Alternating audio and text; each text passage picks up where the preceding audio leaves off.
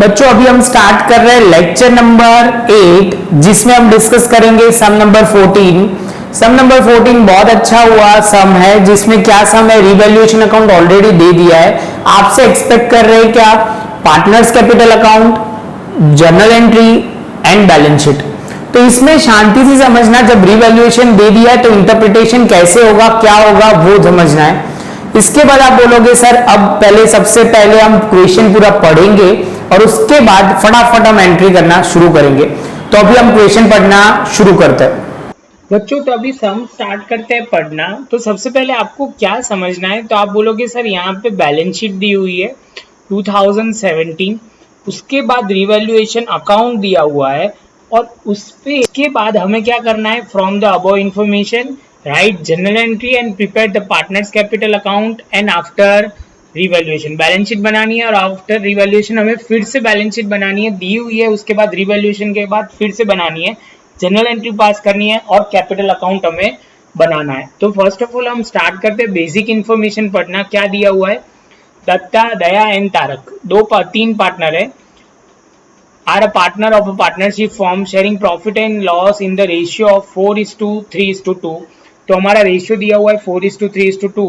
Balance sheet हमारी नीचे है जो दी हुई है। कैपिटल दिया हुआ है दत्ता, दया और तारक का। यहाँ पे रिजर्व 3 दिए हुए हैं, ये 2 रिजर्व और तीसरा रिजर्व यहाँ पे दिया हुआ है, जिसका वर्किंग हम प्रॉपर तरीके से करेंगे। स्टार्टिंग कैसे करना है, क्या करना है, वो इन्फॉर्मेशन हम डिस्कस करेंगे। उसके बाद आप बोलोगे सर क्या दिया हुआ है, तो उसके बाद आप देखोगे तो यहाँ दिया हुआ है as the above balance sheet partner change the profit sharing ratio 1:1:1। तो प्रॉफिट शेयरिंग रेशियो चेंज हो रहा है, जिससे हमें कोई फर्क नहीं पड़ेगा, हमें कैलकुलेशन में कंसिडर नहीं करना है। And the following revaluation account is prepare to revaluation asset and liability, यहाँ पे होगा। उसके बाद ये रिवैल्यूएशन अकाउंट दिया हुआ है जिसमें लॉस आ रहा है। इसके बाद आप बोलोगे क्या दिया हुआ है, a claim of 5,000 wage against worker accidental compensation fund. ये बहुत अच्छा एडजस्टमेंट है, तो ये ध्यान से आप करना, जब हम डिस्कस करें तब ये पॉइंट ध्यान से लिख लेना। और क्या बनाना है, जनरल एंट्री बनानी है, prepare the partners capital account and balance sheet after the revaluation account. तो अभी हम स्टार्ट करते हैं सम करना, ध्यान से आप स्टेप बाय स्टेप देखते जाइए। तो बच्चों अभी स्टार्टिंग कहां से करना है वो सबसे पहले ध्यान रखना है। तो आप बोलोगे सर जब भी इसके पहले भी आपने एक सम किया हुआ है पार्टनर्स कैपिटल अकाउंट, तो आप बोलोगे सर कैपिटल अकाउंट दिया हुआ है तो बैलेंस लिखना है। तो सबसे पहले ध्यान से देखो, दत्तू, दया और तारक। तो सबसे पहले आप यहाँ पे लिखेंगे, समझ लो बच्चा थोड़ी जगह कम है इसलिए आपको ध्यान से देखना पड़ेगा। बाय बैलेंस ब्रॉड डाउन कितना होगा, तो आप बोलोगे सर 1 लाख उनका बैलेंस है दत्तू का, इनका है दया का 50,000 और तीसरा जो पार्टनर है तारक उनका है 50,000। इसके साथ आप बोलोगे सर यहां तक तो हमें समझ में आ गया। उसके बाद आपको सामने देखना है कि कोई रिजर्व है या नहीं। तो आप बोलोगे सर रिजर्व देखना कैसे होता है, तो देखो रिजर्व कैपिटल अकाउंट के नीचे दिया हुआ है, क्रेडिट बैलेंस है बोल सकते हो, क्योंकि कैपिटल जहां लिखा उसके नीचे ही सेम आपको लिखना है। तो आप बोलोगे सर यहां पे आपको लिखना है बाय जर्नल रिजर्व और दूसरा है वर्कर कॉम्पनसेशन फंड, लेकिन उसके लिए आपने अभी पढ़ा है एडजस्टमेंट है 5,000। तो आप बोलोगे सर 23,000 में से 5,000 जाएगा तो बचेगा 18,000। कितना, 18,000 यहां लिखेंगे वर्कर कॉम्पनसेशन फंड अकाउंट जो पार्टनर में डिस्ट्रीब्यूट होगा। तो सबसे पहले आपके माइंड में आना चाहिए कि सर डिस्ट्रीब्यूट होगा, लेकिन 5,000 जो है वो मुझे यहां पे लिखना पड़ेगा वर्कर क्लेम। कितना क्लेम है, तो आप बोलोगे सर एडजस्टमेंट में जो दिया हुआ है 5,000 आपकी लायबिलिटी है, आपको पे करना पड़ेगा।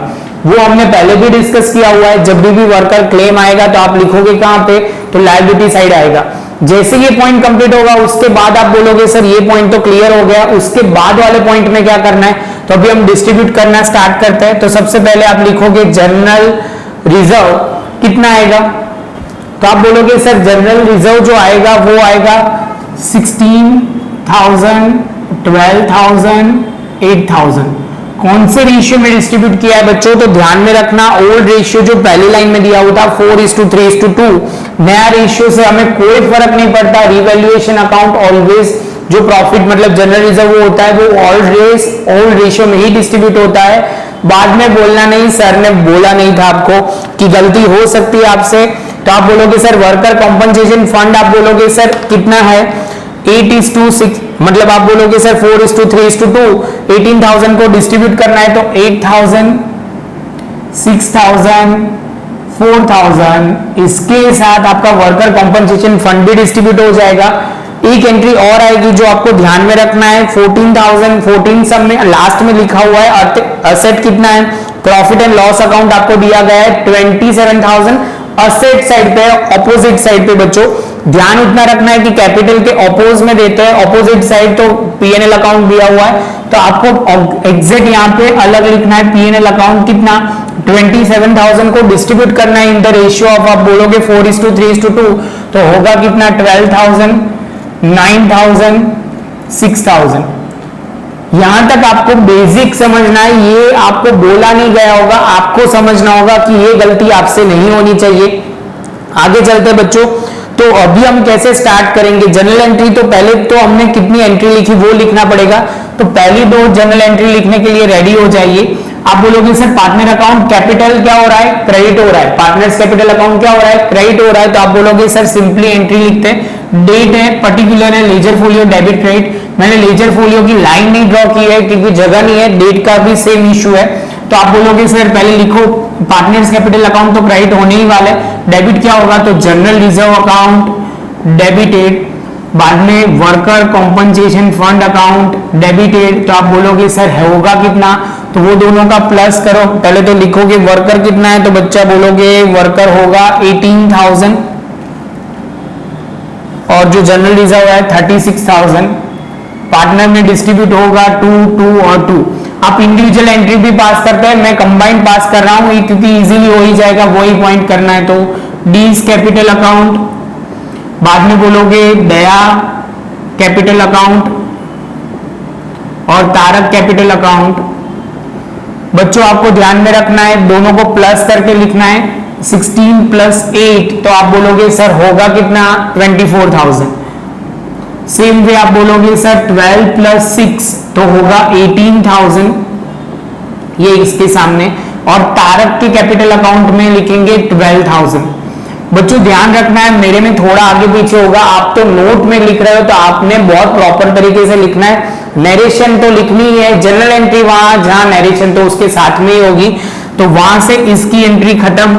दूसरा पॉइंट आप बोलोगे सर अब क्या करना है, पीएनएल अकाउंट को डिस्ट्रीब्यूट करना है, तो 3 पार्टनर में डिस्ट्रीब्यूट करना है, तो आप लिखोगे डी कैपिटल अकाउंट डेबिटेड। बच्चों याद रखना ये पार्टनर्स कैपिटल अकाउंट डेबिट है इसलिए हम डेबिट कर रहे हैं, तो D account debited, Daya account capital account debited, Tarak account मतलब तारक कैपिटल अकाउंट डेबिटेड, और लिखा जाएगा पीएनएल क्योंकि पीएनएल का डेबिट बैलेंस था इसलिए उन्होंने क्रेडिट करके क्लोज कर दिया, तो अभी आप बोलोगे सर कैपिटल उनका है 27,000, यहां लिखा और यहां पे लिखेंगे 12,000, 9,000, 6,000। इसके साथ आप बोल सकते हो कि आपके सारे बेसिक क्लियर हो गए, जो एंट्री जनरल एंट्री मतलब लिखनी थी किसके रिलेटेड कैपिटल की। अभी हम आगे चलते हैं रीवैल्यूएशन अकाउंट। बच्चों रीवैल्यूएशन अकाउंट बहुत शांति से समझना बहुत इजी है, तभी आप बोलोगे सर रीवैल्यूएशन अकाउंट जब भी आप करोगे तो सर ने बोला था कि सर इंक्रीज डिक्रीज की ही इफेक्ट देते हैं, तो ये बैलेंस शीट बनानी है उसमें प्लस और माइनस करना है, इंक्रीज होगा तो प्लस होगा, माइनस कब होगा जब डिक्रीज होगा। बच्चों ये पॉइंट क्लियर हो रहा है, हमने पहले भी डिस्कस किया है तो वो पॉइंट ध्यान में रखना, यहाँ पे इंक्रीज डिक्रीज की इफेक्ट है। दूसरा आप बोलोगे सर रीवैल्यूएशन अकाउंट का क्रेडिट है मतलब लैंड एंड बिल्डिंग बढ़ रही है, क्रेडिट मतलब प्रॉफिट हो रहा है, ऐसे हमने समझा था। जिसने पहले की वीडियो प्रॉपर देखी होगी इनके लिए बहुत डाउट नहीं आएंगे, उनको सब कुछ क्लियर हो रहा होगा, लेकिन जो डायरेक्टली देख रहे हैं या कोई नया व्यूअर है जिसने ये पहले की वीडियो देखी ही नहीं है तो उनको मैं रिक्वेस्ट करूंगा कि 1-2 वीडियो आप फिर से आगे की देखें तो क्लियर हो जाएगा। तो अभी आप बोलोगे सर क्रेडिट की बात करते हैं, सबसे पहले क्रेडिट साइड रिवैल्यूएशन अकाउंट हम क्लियर करते हैं, तो आप बोलोगे सर लैंड एंड बिल्डिंग देखो आपको बैलेंस शीट में ऊपर से लिखना है, तो आप बोलोगे सर 90,000 प्लस एडिशन कितना हो रहा है, तो आप बोलोगे सर हो रहा है 10,000। इसके साथ आप बोलोगे सर आउटर कॉलम हो जाएगा 1 लाख। सेम वे आप बोलोगे सर मशीनरी की बात करो तो मशीनरी है 80,000, तो मशीनरी सामने की साइड है तो वो अब नहीं लिखेंगे, पहले क्रेडिटर की बात आते हैं। हम सीक्वेंस रीवैल्यूएशन का फॉलो कर रहे हैं बच्चों, तो ध्यान रखना। तो क्रेडिटर में सबसे पहले आपको लिखा गया है, तो क्रेडिटर आप बोलोगे सर क्रेडिटर हमारा है कितना क्रेडिटर है 50,50,000, ये बैलेंस शीट में से अमाउंट आई, और कितना कम मतलब उनको अभी पे नहीं करना है 6,000, तो आप माइनस करोगे, यहाँ वर्ड हो जाएगा डिक्रीज। याद रखना बच्चों कि जब भी हम क्रेडिटर को पेमेंट नहीं करेंगे तो हमारा फायदा होगा, इसलिए लायबिलिटी कम हुई इसलिए क्रेडिटर माइनस में आएगा। इसके बाद आपको बोला जाएगा कि सर इसके बाद क्या करना है, तो क्रेडिटर की बात खत्म हुई। इनकम रिसीवेबल आपकी असेट होगी, तो असेट होगी इसलिए इनकम रिसीवेबल यहां नीचे लिख देते हैं। इनकम रिसीवेबल कितना है बच्चों, तो आप बोलोगे सर दिया हुआ है 3,000, तो यहां इफेक्ट आ जाएगी। उसके बाद पार्टनर्स कैपिटल अकाउंट में लॉस लिखा हुआ है, तो यहां पे मैंने पे समझाया था कि यहां पे क्रेडिट हो रहा है, तो पार्टनर्स कैपिटल अकाउंट में डेबिट साइड क्या लिखेंगे, रिवैल्यूएशन अकाउंट कितना आ रहा है 18,000, 13,500 और 9,000। तो बच्चों ये समझ लो यहां तक का आपका सफर क्रेडिट साइड का रिवैल्यूएशन हो गया। तो हमने जो जो इफेक्ट डाली है वो हम जनरल एंट्री में लिखेंगे, तो थर्ड वाला यहाँ पे लिख देते हैं, आ जाएगा, वन प्रॉब्लम नहीं होगी। तो यहाँ पे थर्ड एंट्री आप बोलोगे सर रिवैल्यूएशन क्रेडिट हो रहा है, तो डेबिट क्या होगा, तो आप बोलोगे sir land and account debit. बच्चों मैं पूरा नहीं लिखूंगा, आपको ध्यान रखना है, मैं खाली एंट्री लिखता जाऊंगा। क्रेडिटर्स इनकम रिसीवेबल टू आप बोलोगे सर रिवैल्यूएशन अकाउंट कितना होगा, तो 10 + 6 + 3 मतलब 19,000 रिवैल्यूएशन अकाउंट यहाँ क्रेडिट हो जाएगा। दूसरी एंट्री जो पार्टनर्स कैपिटल अकाउंट में है वो हम लिखेंगे फोर्थ में, तो हम लिखेंगे डेबिट साइड, फिफ्थ में ये वाला लिखेंगे। तो आप बोलोगे सर क्या लिखेंगे, पार्टनर्स कैपिटल अकाउंट मतलब रिवैल्यूएशन अकाउंट क्लोज करेंगे तब लिखते हैं, लेकिन हम तो सीक्वेंस में जा रहे हैं तो लिख ही देते हैं। आप बोलोगे सर रिवैल्यूएशन अकाउंट क्या आएगा, आप बोलो चलो, तो रिवैल्यूएशन अकाउंट क्रेडिट है तो डेबिट क्या होगा, पार्टनर्स कैपिटल, तो आप लिखोगे डी कैपिटल अकाउंट। बच्चों ये बहुत एंट्री इंपॉर्टेंट है, इसमें गलती हो सकती है, आप ये ध्यान रखना। जनरली ये ना एडमिशन में एक बार टफ ऐसा आया था कि जिसमें जनरल एंट्री लिखनी थी, जो बच्चों ने जनरल एंट्री नहीं समझी थी उनके लिए बहुत डिफिकल्ट हुआ था। बहुत इजी होता है, जो आपने एक बार क्लैरिटी हो गई तो रिवैल्यूएशन अकाउंट, उसके लिए मेरा बेसिक वाला सम देख लेना तो आपको ज्यादा क्लैरिटी आ जाएगी। 18,000 लिख दिया, यहाँ पे 6,000 लिख दिया, यहाँ पे 3,000 लिख दिया, टोटल हो गया 40,500। इसके साथ आप बोलोगे सर यहाँ तक तो क्लियर हो गया, रिवैल्यूएशन अकाउंट पूरा अच्छी तरह मैंने क्रेडिट साइड क्लियर करवा दिया।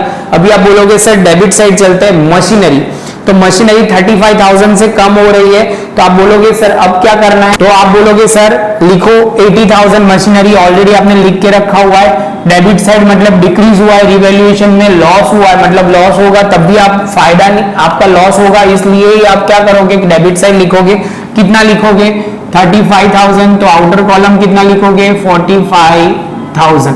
इसके बाद फर्नीचर, तो फर्नीचर आप देखोगे सर कितना है, फर्नीचर है 20,000, माइनस करोगे तो होगा डिक्रीज, आप बोलोगे सर होगा कितना, तो 5,000 डिक्रीज करना है, तो आउटर कॉलम होगा 15,000। सेम विद तीसरी एक असेट है जिसका नाम है इन्वेस्टमेंट था कितना, ऊपर देखोगे मैं ये 15,000 बैलेंस शीट में से लिख रहा हूं, बच्चों आपको ध्यान से समझना है। और उसके बाद आप बोलोगे सर डिक्रीज कितना हो रहा है, तो डिक्रीज हो रहा है इन्वेस्टमेंट 3,000 से, तो आउटर कॉलम हो जाएगा 12,000। उसके बाद आप बोलोगे सर ये बहुत अच्छा एडजस्टमेंट है जिसको हम स्टार्ट स्टेप कहते हैं, बेड डेट प्रिजर्व। ध्यान में रखना बेड डेट प्रिजर्व कैसे एंट्री करनी है वो लिखते हैं। पहले तो आपको डेटर्स लिखना है तो लिख दो, डेटर्स आप लिखोगे 80,000, बाद में बेड डेट्स तो एज इट इज ही लिखना है क्योंकि उसमें नहीं है, डायरेक्ट लिखना है डेटर्स 76,000 तो भी लिख सकते हो, तो हमने यहाँ 76,000 लिख दिया। अभी समझना ये रिजर्व आपको डेबिट साइड 10,000 दिया गया है, ऑलरेडी 4,000 आपका बेड डेट रिजर्व था, बेड डेट रिजर्व कितना था 4,000 ऑलरेडी था, कितना बढ़ाना है 10,000, तो कितना होगा बच्चों, तो आप बोलोगे सर आप सिंपल वे में 10,000 प्लस किया है तो 14,000 अभी रखना पड़ेगा, तो यहां अमाउंट कितनी आएगी 14,000 जो BDR जिसको हम बोलेंगे, फिर से एक बार बोल रहा हूं 4,000 मेरा था बेड डेट्स रिजर्व, नया 10,000 यहाँ डेबिट साइड पे दिया इसलिए 10,000 प्लस करेंगे तो टोटल हो जाएगा 14,000, ये ध्यान में रखना। माइनस करोगे बच्चों तो यहाँ पे 3 0 एज इट इज 2 और यहां से हो जाएगा 62,000 आ जाएगा। बच्चों यहां तक क्लियर होने के बाद आप बोलोगे सर अभी स्टॉक में डिक्रीज करना है, कितना डिक्रीज करना है, तो बच्चों यहां लिखेंगे स्टॉक स्टॉक हमारे बुक में दिया हुआ है, मतलब 15,000 हमने अभी पढ़ा, इसमें भी वही पॉइंट था। तो वो आप बोलोगे सर ये तो क्लियर हो गया, अभी स्टॉक में बोलो जल्दी जल्दी। तो स्टॉक डिक्रीज होगा 3,000 से, आउटर कॉलम आ जाएगा 12,000। इसके साथ आप बोलोगे स्टॉक भी क्लियर। आउटस्टैंडिंग एक्सपेंस आपकी लायबिलिटी होती है, वो ध्यान में रखना है बच्चों।